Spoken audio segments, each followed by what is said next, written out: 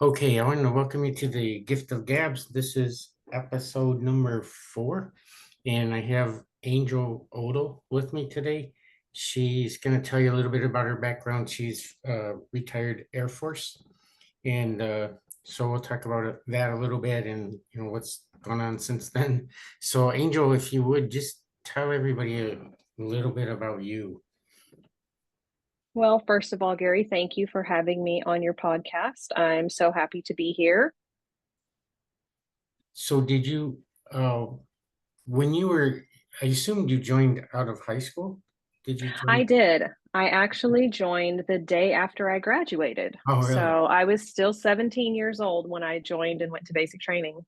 So was it planned for a while before that? It was. I actually had made the decision to join the Air Force the year prior in 1996, the summer before. And so I was in what was called a delayed entry program. So I kind of made my pledge to the military. Oh, And okay. so I waited until I finished high school and they gave me a date to ship out. And it was either the day after I graduated school or wait until December. So I decided Okay. to leave the day after graduation. So where did you go to high school? Where did you grow up? I grew up in Arkansas. I grew up in a little town called El Dorado, but if you're from there, it's El Dorado. You got to say it right. I actually know where that is. Do you? Yeah, my mom was born in Truman by Jonesboro. Oh, And yeah, that's up uh, north. and El Dorado is more close to Little Rock, right? In that, or is it more central or It is. Well, it's about 125 miles or so south, directly south of Little Rock. It's closer to the Louisiana border. okay. Because I lived in Dallas for a while and we would go up through Texarkana and into Arkansas that way. Mm-hmm. And my mom, her family was from around Jonesboro. My dad was from Southeast Missouri, and so they ended up when he retired. They ended up in Southeast Missouri, but yeah, I know I've driven by there or through there or something. So, but now you're in Washington, is that right? I am. I Oh, am. I'm all the way up in Washington, which is quite a ways from Arkansas. okay. So when you signed up for the Air Force, did you already pick an area that you wanted to be in, or do they let you? Um, No, well, I had taken my ASVAB tests while I was in high school. And so they kind of assign you a job based off of those scores. I went in open general, so I had no idea what job I was going to get. And I kind of just got what they handed me. So I wasn't guaranteed anything per se. Right. Did you do it to pay for college, or were you thinking of it being a career? Um, I think one of the biggest reasons I joined was I knew that I did not want to stay in El Dorado. And I wanted to go to college, but growing up, we didn't have a lot of money, and I didn't have the best grades when I was in school. Unfortunately, it just wasn't a huge part. I mean, they weren't bad, but they weren't great either. And so I thought probably not going to have a lot of success getting a scholarship. So I thought, hey, the military is a good option. They'll pay for school. I'll have a job. Hopefully, I get to travel the world, see a lot of fun, neat things. So it was a discussion that was had with my parents at the time, and they had to sign the paperwork because I was underage, of course, and they Right. were all for it. And that's how that decision was made. Do your parents have a military background? No, uh-uh. Okay. So no siblings or anyone else in the family? No, not that I know of. No, none of my siblings Yeah. joined. My brother almost joined, but he didn't. He almost went into the Air Force, but nope, just me. So where do you go when you first start? Where do you do? Uh, they ship you down to San Antonio to basic training. So that's where everybody starts off. And at the time, I was down there for about 6 weeks for training. And um, then towards the end of that 6 weeks, I was assigned my job in the military, and I ended up uh, becoming a logistics Oh, okay. individual. So that was my career field was logistics. Um, and so I kind of just went across the base to my technical school for logistics. It was still on Mhm. Lackland. So I think that was about probably 6 weeks long or so of training. And I left for basic training May 20th of 1997. And so my first official day of basic training was May 21st, 1997. So And then oh, go ahead. Sorry. oh, no, no, go ahead. I was just going to ask, is basic the same no matter what branch? I don't know. And I mean, it's changed even from when I went in because that was so many years ago. I think it is 8 weeks now versus 6 weeks, Oh, maybe. I'm okay. not really sure. And I do think that the training requirements are different throughout the other branches. So why Air Force and not one of the others? Um, I, at the time, and my parents at the time, we just thought that the Air Force had the most to offer me as Mhm. far as all of the military branches. And I just felt the most, I don't know, I guess the most drawn to the Air Force, if that makes sense. Yeah. Oh, so you got your first job in logistics. I've taken some in my master's program, but all of the logistics that I took were through a marketing department, but all of those come out of the military. I mean, the logistics coursework and stuff really Mhm. is, I mean, that's sort of the best source, I think, to get it. How long were you in that? Did you stay there the whole time in logistics? Yes, that was my primary career field. I didn't cross train into anything else. I held quite a few different jobs throughout the military, but the logistics career field was my primary AFSC or Air Force Specialty Code, as it would be called. Okay. So did they traditionally kind of move people around? Did you have to move a lot? That was the case. I feel back in the day, people didn't stay at bases for too long. You were there for a couple of years. They gave you another duty station, and off you went. But once I finished my training in San Antonio, my first duty station was actually in England. So, as a bright-eyed, bushy-tailed 18-year-old, I was getting shipped off to England, and I was actually very frightened, to be honest. I had never really been exposed to much of the world Mhm. yet. So, having to up and completely go to a different country, it was kind of overwhelming at that age. Yeah, I would think so. I was a professor in Western Nebraska at Shattern State for 16 years, and for 10 of those years, I took students to London every spring.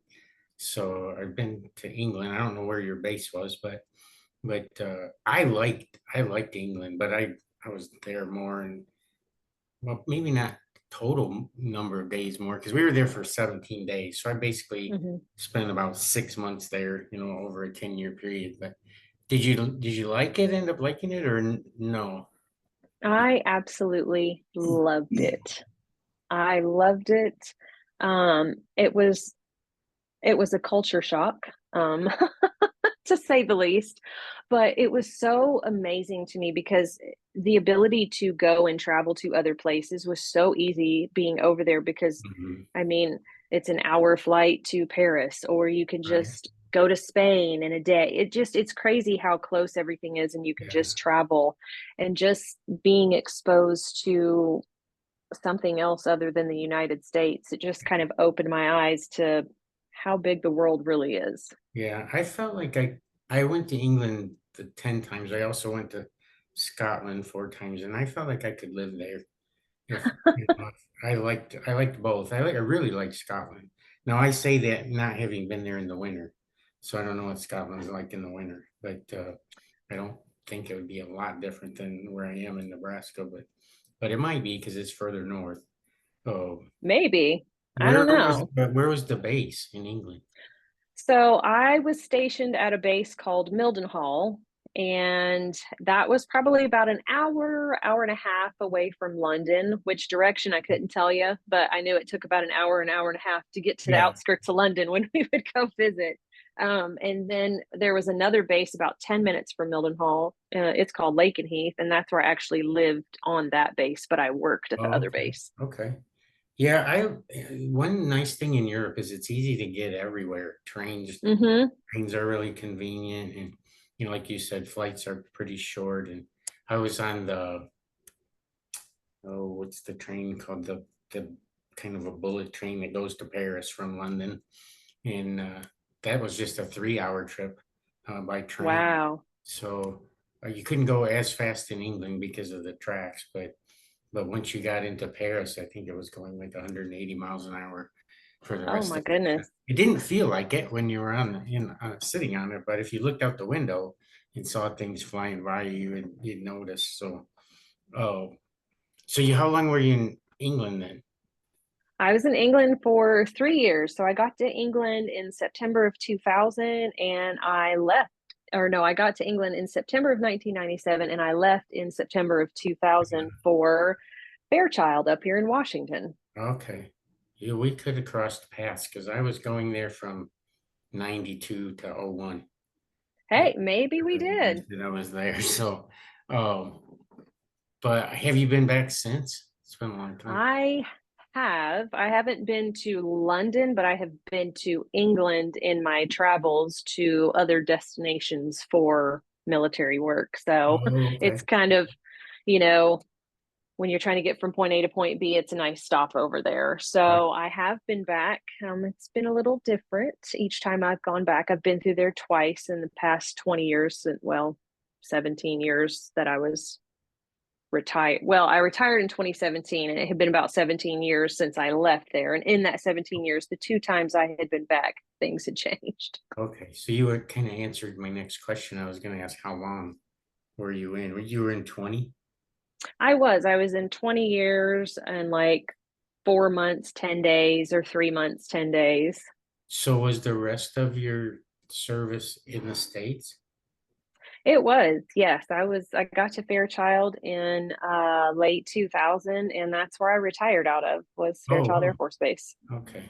I guess I picture it as people moving around more than Well, that's- that is generally the case, but I really tried to stay at Fairchild because my previous relationship didn't work out. And so I wanted the kids to be here and I wanted them to be near their dad and, yeah, not have to worry about that whole situation, which it gets complicated, yeah. when a family splits up and you want to keep kids happy and everybody happy. So luckily I was able to, stay here and not have to move the Yeah. kids or do anything like that and give them a nice, steady, stable life.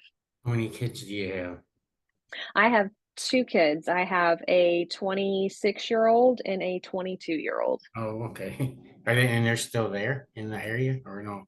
My oldest moved down to Dallas about a year ago. So Mhm. it's been an adjustment having her move away. But, kids, they grow up and they start doing their own thing and living their own life. And at least she didn't move to England.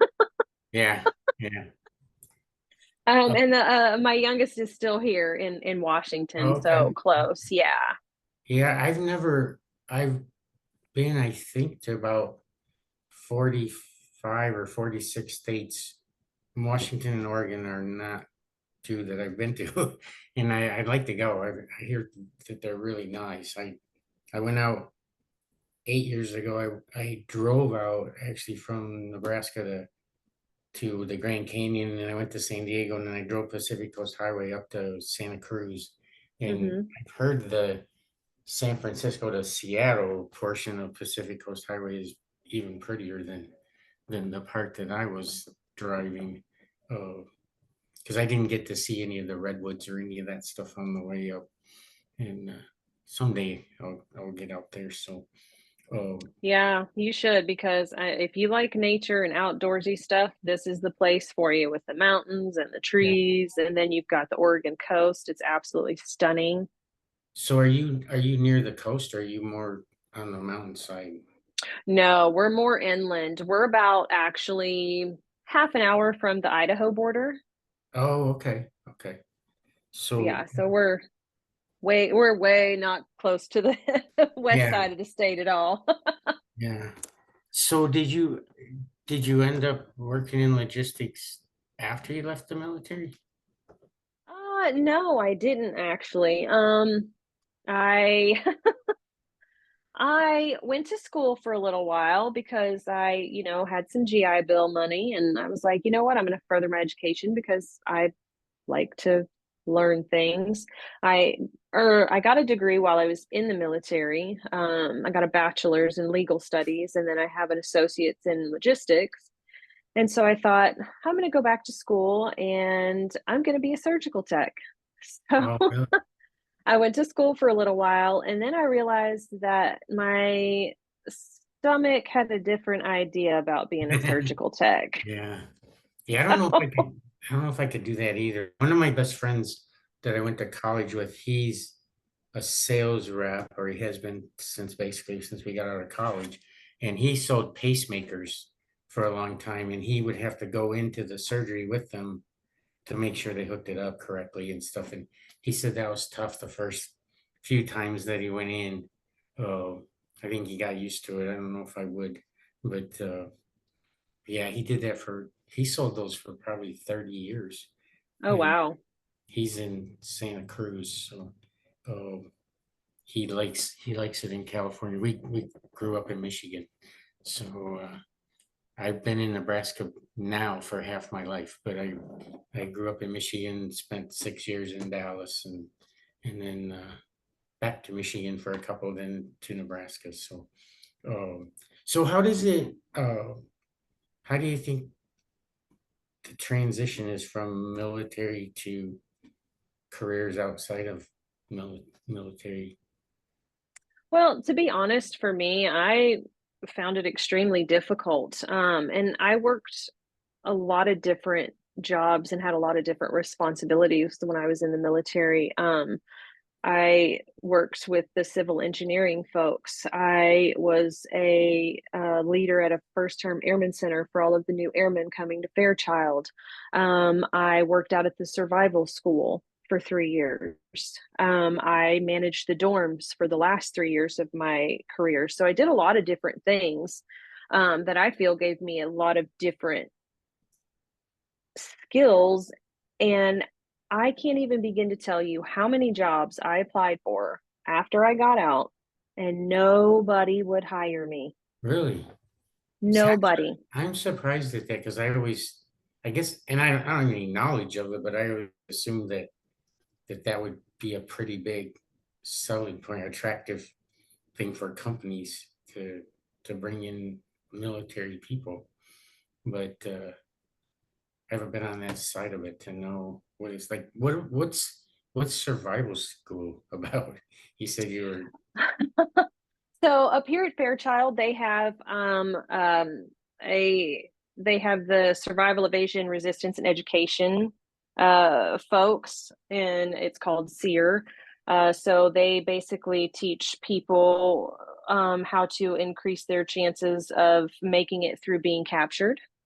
Oh, okay. So it's like a 19-day course, I believe, and there's indoor instruction, and then you go out to the woods and you camp and you build fires and you forage and you Wow. do all these things. You learn how to navigate and things like that. And then there's another portion where they teach you stuff in case you were to get captured. They put you in certain situations. So, as part of working out there for the survival folks, one of the stipulations was you need to go through the training to understand what you're supporting. So, So that's not something that everybody goes through. no. No. Normally, it is reserved for like pilots and certain aircrew Yeah. individuals and things like that. So, but because I took a job out there supporting them Right. logistically, they said, "Hey, you want to go to training?" And I said, "Well, not really." And they said, "Well, too bad you're going." I said, Yeah. "Okay." Yeah. Yeah, I And it think was in the middle of winter, so it was so cold. It was challenging to say the least, but hey, it was an experience. yeah, I think if I was gonna be there, pilot seems like the most attractive job. I had a roommate in college that was a special forces army. Uh, and he was in I think 4 years or 5 years, and then went to college. So my last year of college, he was a freshman that moved in with this because we needed another roommate. But and he said that Mhm. when they were out trying to select people, it was during basic training. They they took them all out into the woods in North Carolina, and they gave them like a hour head start on a Friday, and they said if we don't find you by Sunday at 6, you're in. And so, and he said there was a point about halfway through it where that he was sitting in a bush, and they were all around him and never saw him. And so he almost got caught, but he didn't, and ended up doing 4 years there. Uh, Wow. he got out right before the special forces tried to go in and take the hostages out of Iran in 80, must have been early 80 or late 79, somewhere in there. That was his group that went in, but he had been out for a couple months before they went in, and he was mad. He wanted to go in with them, but and he didn't know what he wanted to do. He just told us when he was a freshman he was either going to be a doctor or a mercenary. So those are his two options. Okay. So I don't know which one Well, he ended up doing. So because I graduated and we haven't kept in touch, but so when you left, did you feel like you kind of have to prove yourself again when you get to a civilian job? um, you know, I have kind of felt like that my entire life, to be honest, especially as a woman going into the military all those years Yeah, ago. Definitely had its challenges. And having to prove that you deserve to be there is, it was a constant fight sometimes. I don't necessarily feel like that now. Um, I do have a little part-time job that I have, and I enjoy it very much because I can't not work. mhm, But I don't feel like I have to do that where I'm at now. right. So were you in, and this is a complete question out of ignorance, but when you were in, I'm assuming there were fewer women than there are now. Is that true or not true? I don't know, to be honest. I mean, it certainly was a male-dominated force, Right, plain and simple. But I feel like the career field that I was in, there were a lot of women in that particular career field. So it was nice to have other women around, but right. there were also males too. Um, so I don't know. I don't know if the numbers are the same now for military. I would assume there's far more women in the military Yeah. in 2024 than there were, in the early 2000s. Yeah, I don't know for sure, but I sort of feel like there was a during Clinton's presidency, which is when you started, that there was a lot of debate about should women be in the military or should they be on the front lines of, you know, and I don't know if that's as big of an issue now. It doesn't seem to be to me, but I'm not there. Um, so Yeah, I don't know. if you could go back, to yourself when you were 16, because you said you joined at 17, what advice would you give yourself? I would probably tell myself to learn about being smart with money at an early age. Um, Learn how to invest, learn what a 401k is. Uh, because I just think that learning how to manage your money and be smart with money at an early Right. age will set you up for success for the rest of your life. And I was not taught how to manage money, and I didn't grow up with any money to manage. So that was probably Yeah. part of the reason why.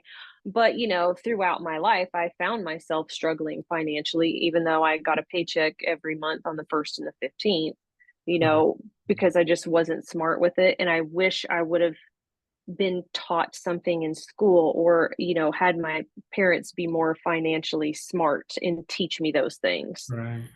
Yeah, I feel like, well, I'm a lot older than you are, but we were never taught that either when I was in school. Now I think the high schools, at least the high schools in Lincoln, require them to take a class that talks about money and insurance and car loans and mortgages and things like that. I wish we would have had that. And Yeah. some colleges offer the same thing too. But do you think going back, if you had it to do over, would you join again? um Absolutely. I have faced many challenges being in the military all those years. I've had to go through some unpleasantries. I've been to some places I really didn't want to go. I've been to some places I really did like and enjoyed, but it did bless me with a good life, and it gave me the opportunity to give my children things. And I had health care, I got an education, so I don't think that I would change it one bit, because I am happy with where I am in my life. Right. And I believe that spending all those years in that environment and in the military, it does make me who I am. And i am not I'm not mad about my decision whatsoever. Yeah. I I think everybody kind of looks back on stuff like that when they get done. I just retired from teaching for 41 years, and Congratulations. thanks. I'm the same as you, though. If I was going to do it over, I would still do it. I liked it as much this past year as I did my first year. So um, there were things I didn't like about it, like every job, but actually being in class, I really liked. And I mentioned this on one of the other shows that people are always. I think every generation kind of feels like the younger generation's lazy and we're worried and all that. And but the last 15 years, especially, that I felt pretty comfortable. I mean, I feel like we'll be okay. I mean, there were a lot of good kids out there, and not all of them, but there's never going to be all of them. And but I felt like there's enough that I think will be in good hands, when that Sure. transitions. So, and you probably have experience with that will be the ages of your kids. So I I do. wouldn't, yeah, I wouldn't change it either. I liked what I did.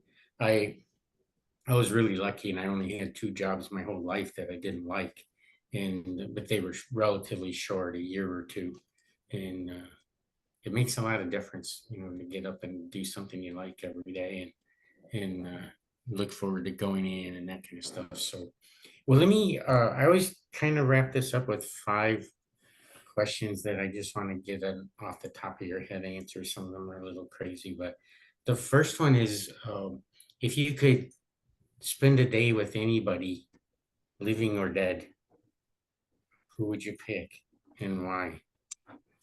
Um, oh man. Try not to get choked up. I would spend it with my mother. She is no longer here, but there isn't anybody I've ever loved more in my life. And if I could just have another day with her. Yeah, yeah, I think I had one person say their grandmother, um, but I've also had Steve Jobs and Nadia Oh, Comaneci and some of those people. I've listened to some other shows that said, well, if you could be that person, for a day, who would you be? And for me, I think I would, if I could be one person for one day, I think I would have picked Bjorn Borg. He was a tennis player back in the 70s and 80s, and I was a tennis player in college. But okay, second question is, if you could be any animal, what animal would you pick? I would be a horse. Okay. I just put the episode up today, but two women in Kansas, they have a wellness center that they bring people in to interact with horses. They have 12.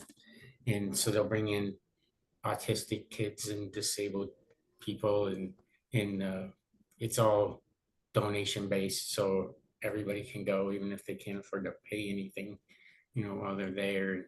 And one of them said a horse. So I've had actually, I think that's three horses so far. Nobody's picked a dog. I did Oh, have well, I one. have I have two of those, and some Yeah. days I'm like, man, you guys are something else. So next question is, if you could witness any historical event, do you have one you would go back and watch? Someone asked me the other Ah. day, do I just get to witness it or can I influence it? Oh, well, that's an interesting question. Wow, that is such an interesting question. I've never thought about that. I know this sounds a little bit morbid, but we were just down in Dallas not that long ago, and we went to visit where JFK Yeah, was shot. yeah. And I was just fully invested in that whole situation when I was younger. I was quite obsessed with it. So I'd probably want to go back to that moment in time. As tragic as it is, I think it Yeah. would be just kind of interesting to be there in that moment. Yeah, I lived in Dallas for 6 years, so I've been down there a few times. But when I was in Shadron, I used to take the women's golf team to Dallas for spring break and play, and I took them through there too. Hmm.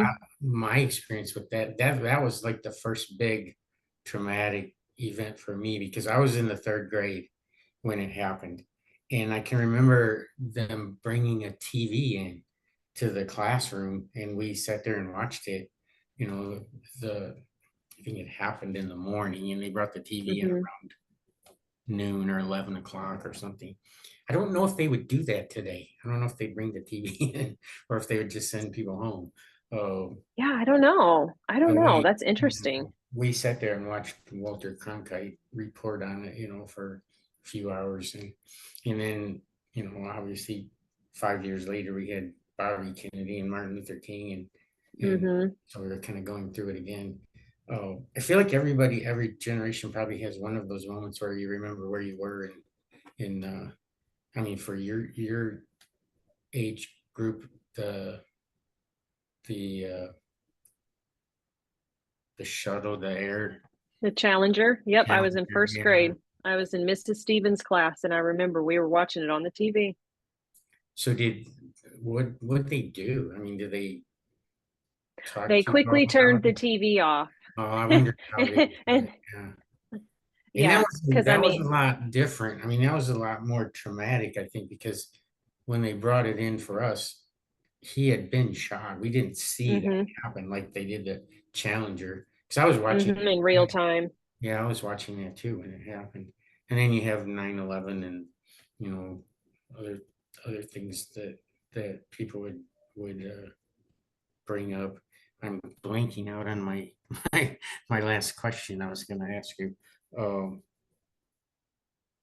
didn't forget, but I appreciate you coming on. I really like talking to you. I wanted to have somebody that had a military background, and I didn't know if you were in for 4 years and then out, or if you had retired. And was your husband also career Air Force? No, he was in for a few years and then he got out and he's been working his same job that he's had for 11 so years now up Right. here. So, yeah. Yeah, and I've met Ryan, but it's been a long time. It was probably more than 10 years ago, I think.